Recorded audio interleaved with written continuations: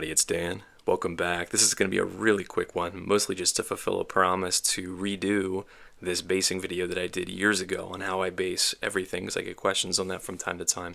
And I'm going to do it in a more condensed format here. So what we're doing is I apply sand with paint. I found that it adheres better, so I just use Walmart apple barrel paint, the cheap stuff. This also has the benefit of kind of pre-pigmenting the sand. You can of course just use white glue, PVA glue, but I really do find that this adheres better. I don't know why, but that's what I'm doing there. I put a layer of paint down, and while it's still wet, I dip it in this sand mixture, which is a mix of kind of heavy and fine grit sand, and then let that dry. It doesn't take long because of course it's just paint. So once that's totally dry, I'm going to come through with that same paint color. This is Territorial Beige, again from Walmart apple barrel paint, but just any cheap craft paint will do because you don't want to use your expensive high pigment count miniature paints for this. And you're just going to go over the base again, same color, and let that dry completely. I often just let it dry overnight just because it can get pretty saturated at that point. I'm going to take a slightly lighter color and dry brush over it. So I go with Khaki from Walmart apple barrel. Again, the Citadel approximates would be like Graveyard Earth, working your way up to Shop the Bone if this is something you're trying to do with Citadel paints. But again, I recommend just some cheap craft paints. And then I work all the way up to that parchment color, give that a dry brush. There are essentially 6 types of basing material that I'm using here. There's static grass, there's clump foliage, there's tufts, like you see there. Those are from Army Painter.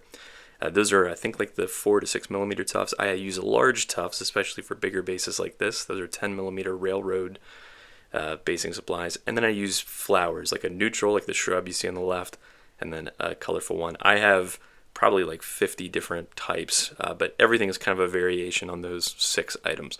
So using PVA glue now, Elmer's glue here in the States, I'm going to put a slightly thinned down layer down on the base, and then this is ultimately going to get dipped in static grass. You can see I have a piece of paper underneath of it, because what that allows me to do is catch any of the static grass that kind of falls out of the container or off of the base as I'm tapping the static grass off. You can see I'm just going through, dipping it in, tapping it. I usually dip it 2 times just to fully cover whatever glue is there. And then because I have that paper down, as I was starting to say, I can then basically just curl it up and put it right back into the container to minimize waste.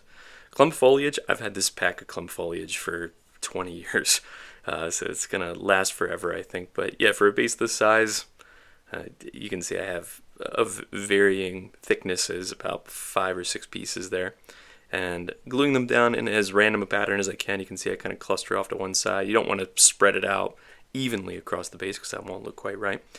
And then once that's down, again, I'm using super glue for these, and even on these tufts which have adhesive on the back, you definitely want to use super glue because it's not a very strong adhesive.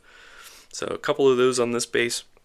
These thicker ones I mentioned are for railroads, and they're quite cheap per tuft. And because of the size, I can rip them in half like you just saw me do and glue them down. I'm going to do the same thing with the neutral shrub. That's also an Army Painter project. Some of these more colorful flowers, I use those sparingly just as a little pop of color. And then this is my trick. And somebody once told me, Dan, you can't just dry brush everything white. And to which I say, the hell I can't.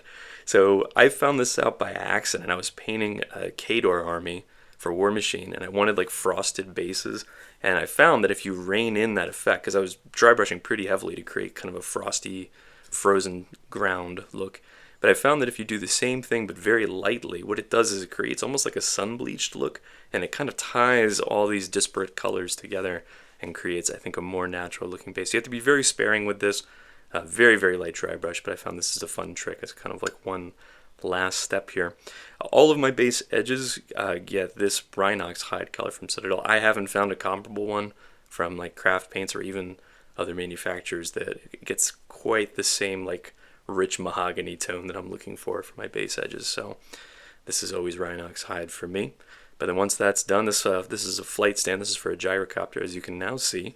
I didn't have a clear plastic flight stand, so that one gets painted black.